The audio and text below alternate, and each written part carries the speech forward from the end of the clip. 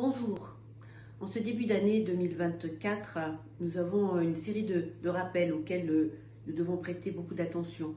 Celui d'abord d'un combat que nous devons mener pour la paix et mettre fin à des conflits très meurtriers aujourd'hui à Gaza, en Ukraine et dans d'autres pays où il y a aujourd'hui des tensions, des guerres larvées.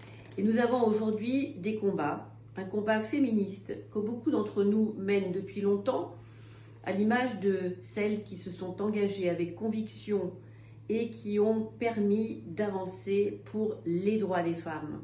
J'ai porté, il y a quelques jours de cela, une proposition de loi pour instaurer un arrêt menstruel, mais celui-ci n'a pas été adopté par le Sénat, mais je ne doute pas que nous allons avancer pour ce droit-là également. Et puis nous avons, et nous pouvons en être fiers en France, l'inscription dans la Constitution du droit à l'interruption volontaire de grossesse.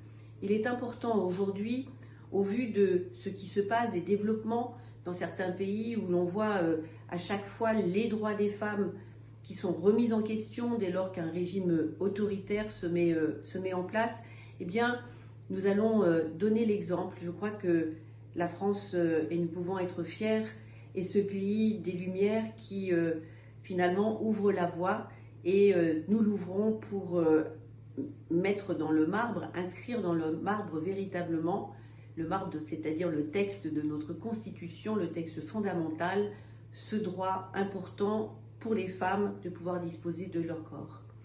Et nous espérons continuer avec d'autres droits qu'il faut défendre, mais sur lesquels aussi nous pouvons continuer à avancer. Et puis bien sûr, la paix dans le monde à laquelle je travaille inlassablement.